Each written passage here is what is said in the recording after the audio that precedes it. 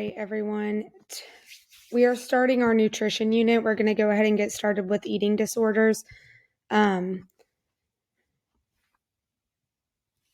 let's go through this PowerPoint. If you were absent, this is kind of what we did in class, and you still have the same expectation if you were absent.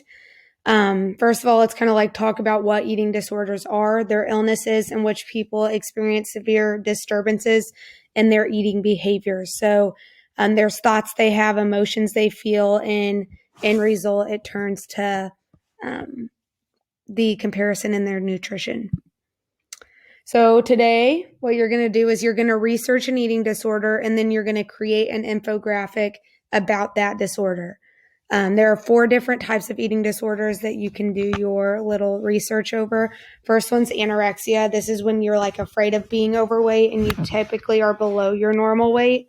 Bulimia is when you're like binge eating, like eating a bunch of food, overeating, and then you will do methods to avoid gaining weight, like making yourself get sick. Binge eating is when you frequently consume large amounts of foods in one sitting, like you don't have any control over it.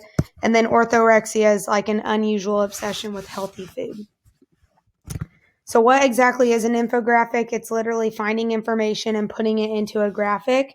You're using shapes and images to display content. So rather than just having a subtitle with bullet points, you're making the information being presented more outgoing. Here are some examples of people in the past that have done this that did really well. Obviously, these are like exceptionally well. So you can see what is expected here. They have images to represent the information.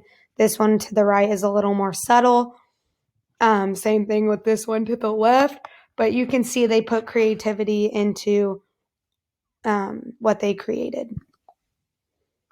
So the information you need for the assignment, you need a name of the disorder, the definition. So what is it? Warning signs. So what are 5 warning signs that someone might have it? What are 4 health consequences? So like what would be a consequence to my health because of having this disorder? What are 2 reasons this disorder may have started?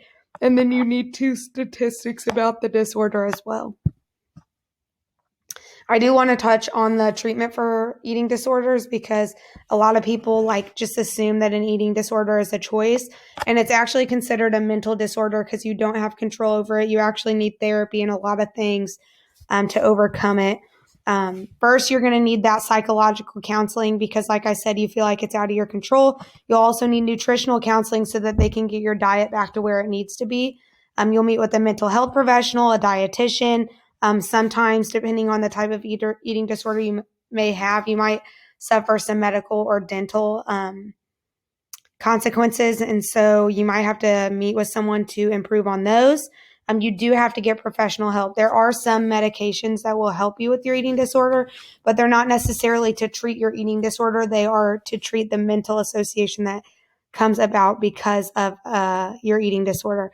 This is not a one-size-fits-all type of disorder. There are heavy weights when someone is going through this, and they are not easily cured. So you can see the rubric. It is worth 20 points, so make sure if you're absent, you're completing it. You need to make an infographic. So like I said, it's not just bullet points and subtitles. Include the warning signs, the health consequences, the reasons it might start, and then the statistics. If you have any questions about how to do this, you can email me. But that's all.